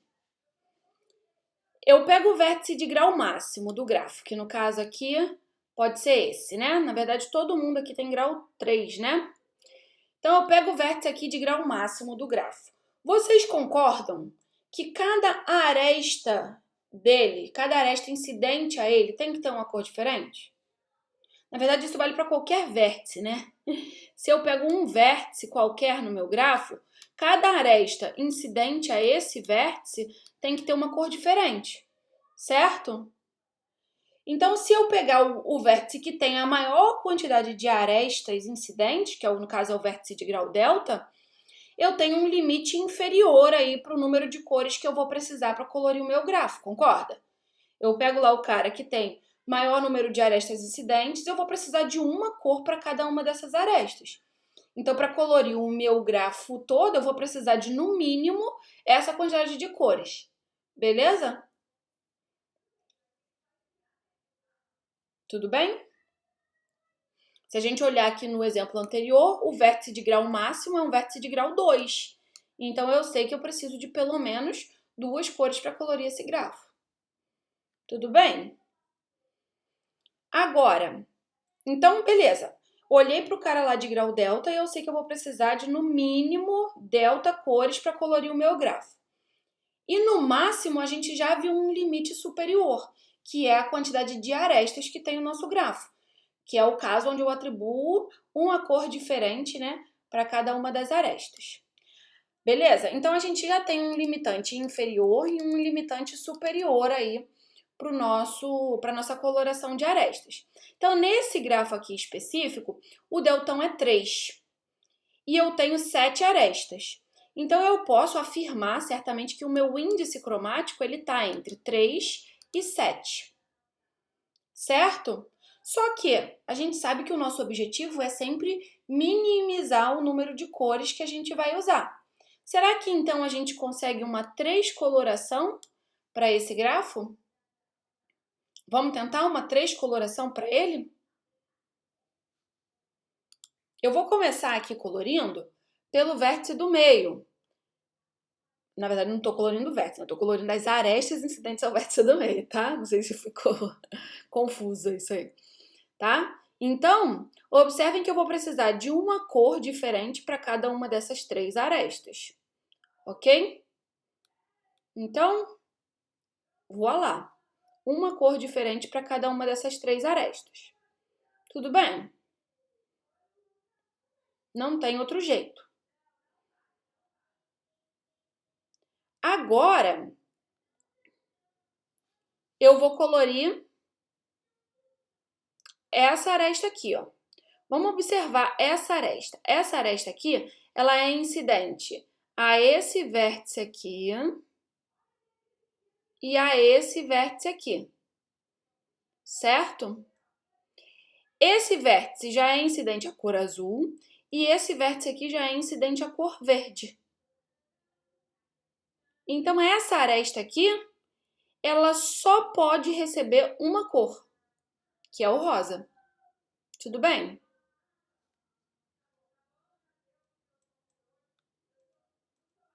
Beleza?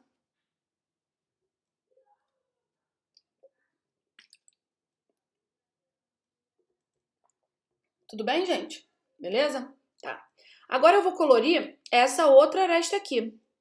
Pelo mesmo argumento, essa aresta só tem uma possibilidade de cor, que é a verde. Vocês concordam? Ó, esse vértice aqui já tem as cores rosa e azul, e esse vértice aqui já tem a cor rosa. Então, ele essa aresta aqui só pode ser colorida com a verde. E temos lá, colorimos com a verde. Seguimos. Vamos colorir essa aresta aqui. Observem que esse vértice aqui já tem as duas cores, verde e rosa, representadas nele. Então, só sobra o azul. E tá lá o azul. Agora, vamos para a última aresta. Essa última aresta é incidente a esses dois vértices. Esses dois vértices já estão coloridos com as três cores. Eles já têm as três cores representadas aqui. Então, eu não posso colocar nenhuma das três cores aqui.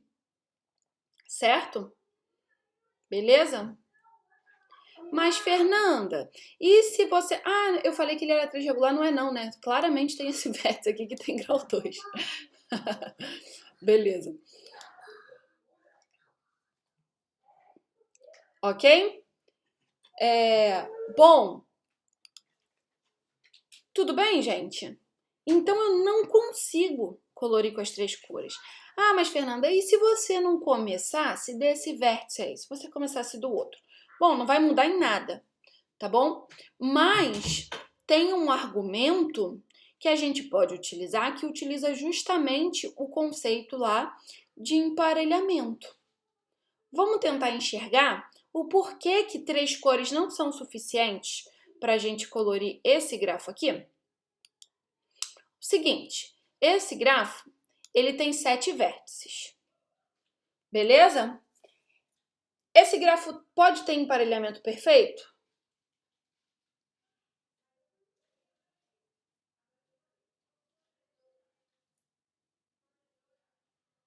Não, ele não pode ter emparelhamento perfeito, né? Porque ele tem um número ímpar de vértices. Então, qual é o tamanho do maior emparelhamento que um grafo com 7 vértices pode ter?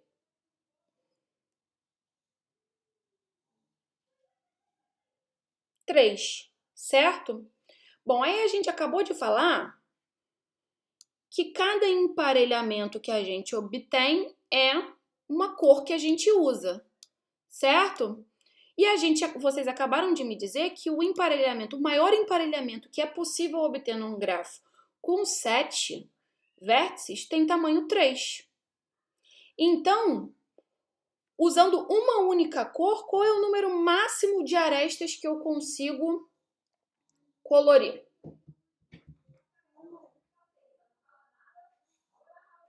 Ah, eu tô ficando bem doida. Foi mal, desculpa aí, gente.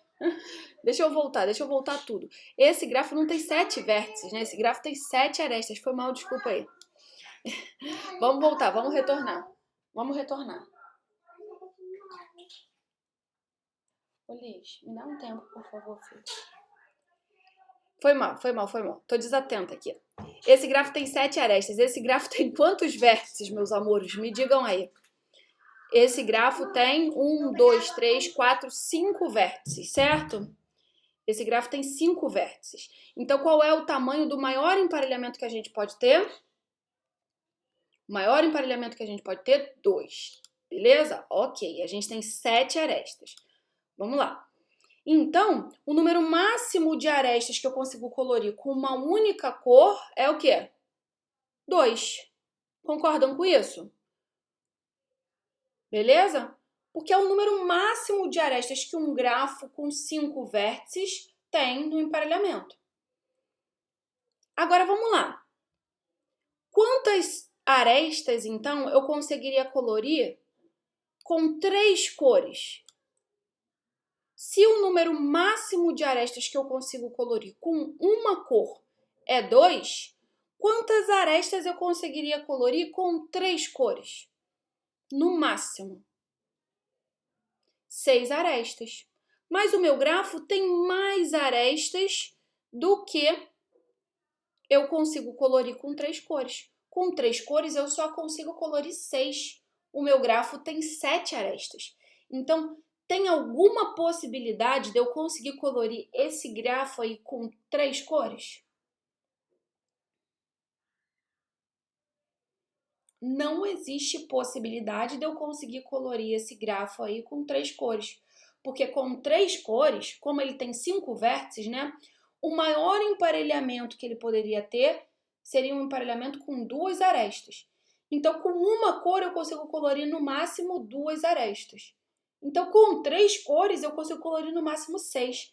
Mas o meu grafo tem 7 arestas. Então, não é possível colorir esse grafo aí com 5 vértices e 7 arestas utilizando 3 cores, ok? Então, já é certo que eu não satisfaço esse limite inferior aqui. Eu preciso de pelo menos mais uma cor. Como a gente exibe uma coloração com 4 cores aqui para esse grafo, então a gente sabe que ela é ótima. Ok? Agora, importante, importantíssimo. A gente viu, ó, eu fiz a conta aqui do emparelhamento, peguei o tamanho do maior emparelhamento que esse grafo poderia ter e vi que não dá para colorir com o limite inferior aqui. Não dá. Sobram arestas. Arestas ficariam sem cor. Agora, você fez a conta e viu, ah, beleza, eu tenho 9 arestas e com 3 cores eu consigo colorir, sei lá, 18 arestas. Não significa nada, tá bom? Então, isso aí é bom para responder? Não. Com 3 cores só dá para colorir 6 arestas. Ah, eu tenho mais arestas do que eu consigo colorir. Então, não consigo colorir com 3 cores de jeito nenhum. Agora, fez a conta. Ah, tá bom, com 3 cores eu consigo colorir 18 arestas e eu tenho 9. Ah, então eu consigo colorir? Não, não necessariamente. Tá bom? Beleza? Tudo bem? Aí, nesse caso, você exibe uma coloração para provar que bate no limite mínimo. Tudo bem? Então, ó, encerro por aqui. Na próxima aula a gente vai continuar falando de coloração. Desculpa essa confusão aí no final, mas é isso, home office. Às vezes a atenção vai embora, tá bom? Na próxima aula a gente vai falar do teorema de Wisen. Muito, muito, muito importante, bem legal também, bem curioso, né? Mas a gente não demonstra esse teorema, a demonstração dele é muito profunda, precisa de muito conteúdo, então a gente precisa trabalhar uma aula de conteúdo aí para demonstrar o teorema de Wisen, tá? Normalmente a gente vê essa demonstração numa pós-graduação da vida, tá? Então a gente vai falar do teorema de Wisen, vai continuar nesse assunto de coloração, vai terminar a coloração de arestas e passar para a coloração de vértices. Tá bom, queridos? Então, espero que a aula tenha sido proveitosa para vocês, tenham relembrado os conceitos. Esse é um importante problema que vocês podem utilizar lá na segunda parte do nosso curso. Então, é isso. A gente se vê segunda-feira que vem. Se vê, não se fala, né?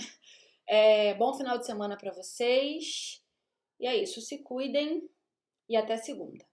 Tá bom?